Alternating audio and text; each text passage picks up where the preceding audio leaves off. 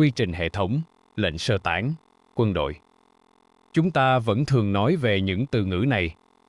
Như thể một quy trình hành chính thông thường có thể chế ngự được một câu chuyện thần thoại, nhưng khi đại dương đột ngột im lặng, nghĩa là có một thứ gì đó dưới đáy sâu đang lắng nghe.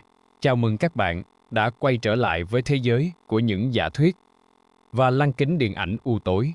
Hôm nay, chúng ta sẽ cùng bước vào một trong những vũ trụ analog horror xuất sắc và ám ảnh nhất từng được tạo ra về vua quái thú, Godzilla. Just Prey, một tác phẩm được nhào nặn bởi creator Godzilla, không còn là một quái vật bảo vệ trái đất hay một sinh vật giả tưởng thuần túy. Godzilla trong vũ trụ này là một thực thể cosmic horror tột cùng của sự kinh hoàng.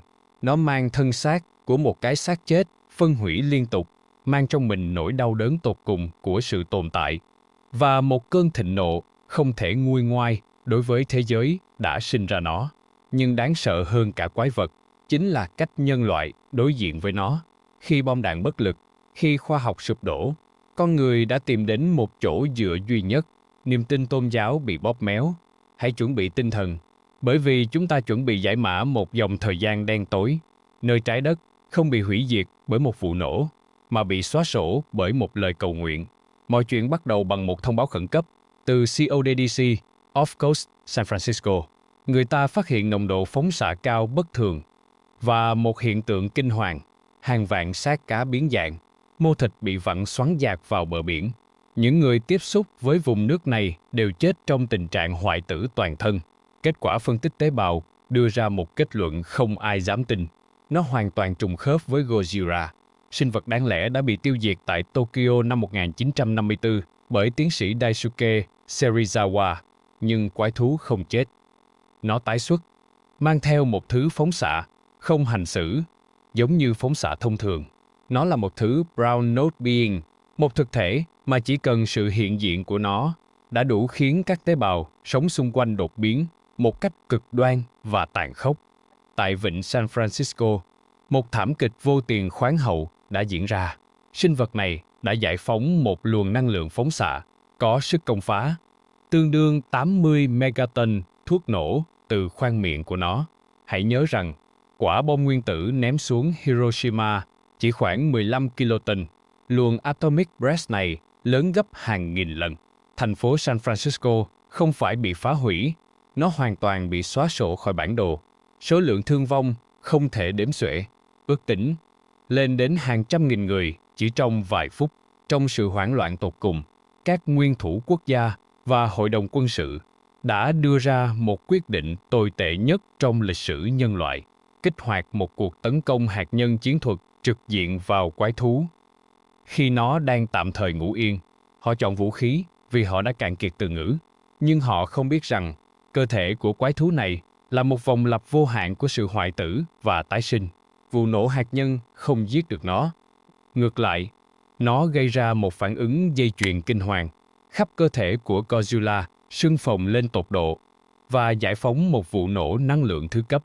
Các mảnh vỡ hữu cơ của quái thú bắn tung tóe khắp thành phố San Francisco. Khi những mảnh thịt thối rữa này tiếp xúc với oxy trong khí quyển, nó kích hoạt một quá trình oxy hóa bạo liệt, làm tan chảy và hòa tan mọi sự sống hữu cơ xung quanh. Godzilla tự phục hồi về hình dạng ban đầu và bắt đầu di chuyển về phía đông, bỏ lại sau lưng một xã hội loài người đang sụp đổ hoàn toàn về mặt cấu trúc.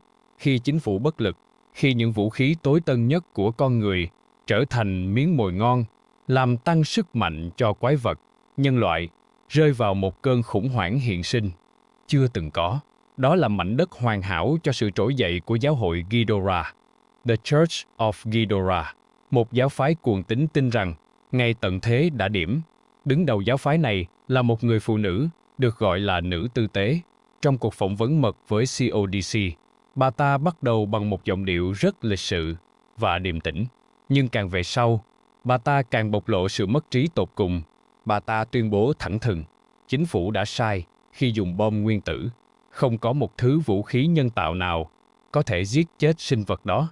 Bởi vì Godzilla không phải là động vật, nó chính là Satan. Nó là con rồng đỏ trong sách Khải Huyền, kẻ phun lửa nuốt chửng các ngôi sao và bán bổ danh Chúa. Nhưng tại sao một người phụ nữ có thể rơi vào sự cực đoan đến vậy? Tập 6 của series đã hé lộ một Start of Darkness đầy bi kịch. Vị nữ tư tế này từng là một người mẹ bình thường.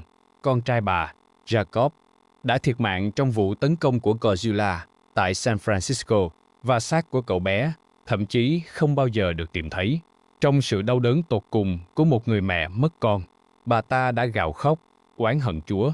Tại sao lại là con tôi? Đứa trẻ vô tội có tội tình gì?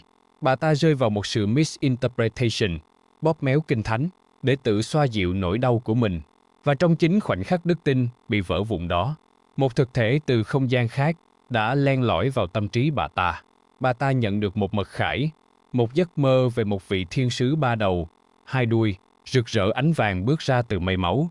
Thực thể đó tự gọi tên mình là Ghidra hay Ghidorah. Kể từ đó, giáo hội Ghidorah lan rộng như một loại virus tâm linh. Họ tin rằng Ghidorah là hiện thân của ba vị tổng lãnh thiên thần, Michael, Gabriel và Raphael, được phái xuống để trừng phạt Satan Gojira, hơn 100.000 linh hồn đau khổ từ khắp nơi trên thế giới.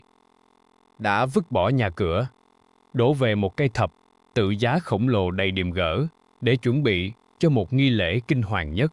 Chúng ta đến với đỉnh điểm của sự điên rồ. Nghi lễ hiến tế trong tập 4. Hãy chú ý đến sự tài tình của tác giả trong việc sử dụng nghệ thuật, đối lập nghệ thuật.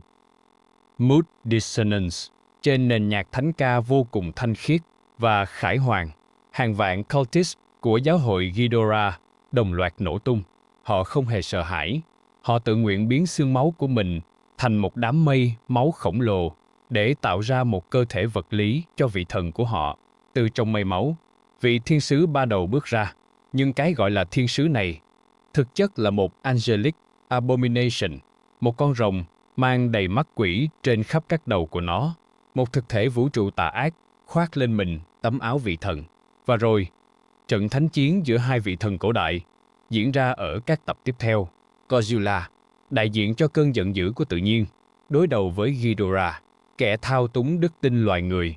Godzilla dồn toàn bộ năng lượng để phóng ra luồng Atomic Breath hủy diệt, nhưng Ghidorah hoàn toàn vượt trội. Con rồng ba đầu tạo ra một hố đen bẻ gãy hoàn toàn đòn đánh của Godzilla. Ngay sau đó, Ghidorah triệu hồi ba ngọn giáo ánh sáng từ trên trời cao, đâm xuyên qua thân xác thối rữa của Godzilla, găm chặt vua quái thú xuống lòng đất sâu và ép nó vào trạng thái ngủ đông vô thời hạn. Kẻ phản diện đã chiến thắng. Godzilla hoàn toàn bại trận. Nhân loại nghĩ rằng họ đã được cứu chuộc, nhưng không, đó mới là lúc cơn ác mộng thực sự bắt đầu. Sau chiến thắng trước Godzilla, Ghidorah lập tức thực hiện âm mưu tối hậu của nó trong tập 7. Thực thể này sở hữu một khả năng kinh hoàng. Mind Control thông qua các thiết bị điện tử. Nó chiếm quyền điều khiển toàn bộ hệ thống, phát thanh và truyền hình công cộng trên toàn thế giới. Mặc dù Ủy ban CODC đã phát ra những cảnh báo khẩn cấp, cầu xin người dân tắt TV và che tai lại, nhưng làn sóng tâm linh của Ghidorah quá mạnh. Những dòng chữ ma quái xuất hiện trực diện trên màn hình. Turn to his call and become part of him. Hãy phục tùng và trở thành một phần của Ngài.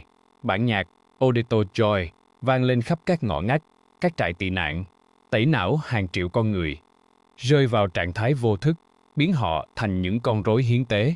Tiếp theo cho nó, con người tưởng rằng họ cầu nguyện để được cứu, nhưng thực chất, họ đang cầu nguyện cho chính án tử của mình. Nhưng vũ trụ này không hoàn toàn tuyệt vọng. Ở những giây cuối cùng của mùa 1, sau khi màn hình TV bị chiếm sóng, một thông báo thứ hai đột ngột xuất hiện giữa không gian tĩnh lặng. Một vài nốt nhạc nhẹ nhàng, thuần khiết vang lên, mang theo ký hiệu của Mothra, thần bướm đêm. Đây chính là một Ray of Hope Ending, một tia hy vọng mong manh rằng tự nhiên sẽ một lần nữa tìm cách tự cân bằng, và một vị thần hộ mệnh thực sự sẽ thức tỉnh để bảo vệ nhân loại khỏi con quỷ ba đầu kia. Xuyên suốt mùa 1 của Godzilla, Just Pray, creator Tuzilla đã gửi gắm một thông điệp triết học và thần học cực kỳ sâu sắc. Toàn bộ các biểu tượng tôn giáo trong phim không phải để ca ngợi đức tin, mà là một lời cảnh tỉnh về cách con người bóp méo đức tin khi đối mặt với nỗi sợ hãi tột cùng. Khi đối mặt với những tai họa, vượt quá tầm hiểu biết của khoa học, con người dễ dàng rơi vào những delusion, những ảo tưởng cuồng tín, biến một con quỷ vũ trụ thành thiên sứ, chỉ vì nó mang lại cho họ một cảm giác cứu rỗi giả tạo. Godzilla trong vũ trụ này là hiện thân của một tragic monster. Nó mang sự đau đớn tột cùng của Shin Godzilla, kết hợp với sự tàn bạo, căm hận thế giới của Godzilla Minus One. Nó không phải là Satan. Nó đơn giản là thiên nhiên đang gầm lên trong đau đớn.